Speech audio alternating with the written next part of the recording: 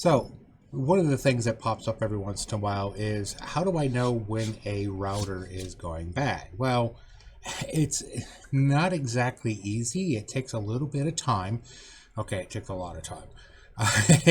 But it's a series of events that takes place.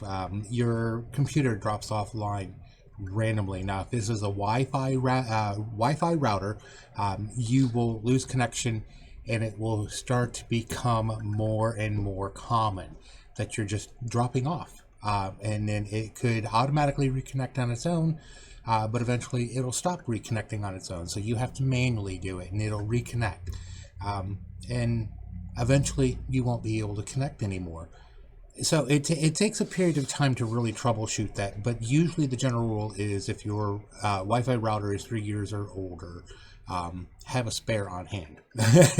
So yeah, because if your own personal Wi-Fi router goes out, or router in general, and then you're going to have to run to the store, Walmart, Best Buy, Staples, and pick up a router, and you're subject to whatever price that they want to gouge you for.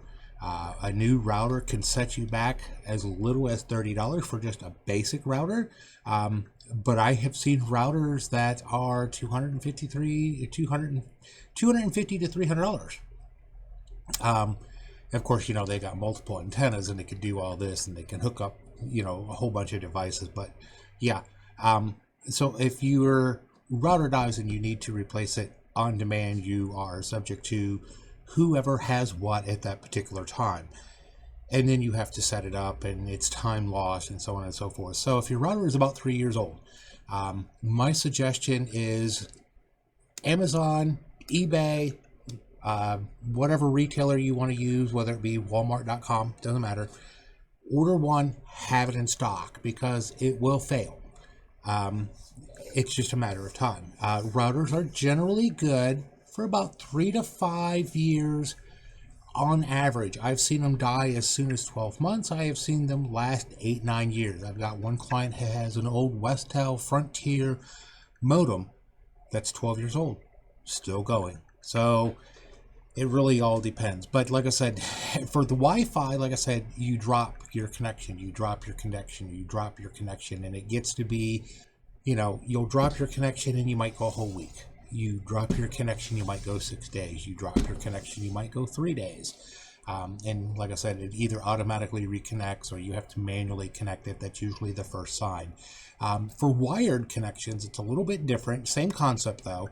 But for your wired connection, and of course the virtual machine I'm using here is wired, obviously. But for wired connections, again, it disconnects and reconnects. It disconnects and reconnects. And that's how you kind of know. But the other thing is, with that, if you're using a wired connection, you can go into your control panel and then go into Network and Sharing Center. And for Windows 10, this is what it is. But, you look at your Ethernet, and gives you basic information. You go into details, and so what you're looking for is your IP addresses and your default gateways and stuff like this. If your IP address is not a 192.168 or a 10.0, if it like 169 starts off, then your Wi-Fi router has took a dump, or your router has taken a dump. And it could be just one portion of it, like the DHCP, which is what automatically assigns you these numbers. If you can literally go in there and manually put in a number in the same range, just change this last number to, and everyone should really know what their computer's IP address is for this test alone.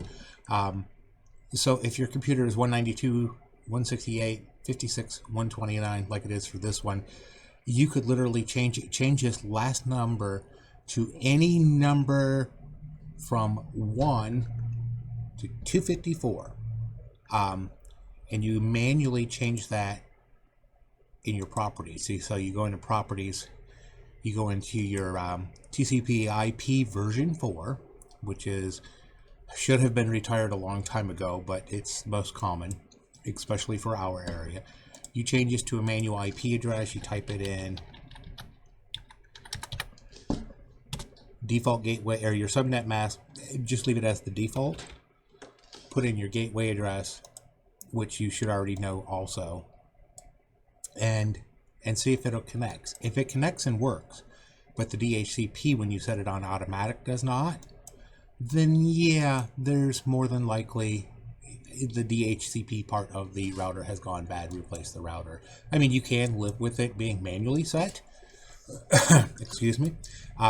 You can set, deliver. You can use it manually set, but usually for automatic, if the DHCP, which is, this is true for wireless also, the router automatically assigns you an address. If that part of the router has failed, then you have to manually configure it. And for the most part, if you don't know what the numbers are, don't know what the default numbers are, the first three of the octet, like I said, is 192.168 or 10.0.0 for the most part. Not always. Sometimes I've seen 172.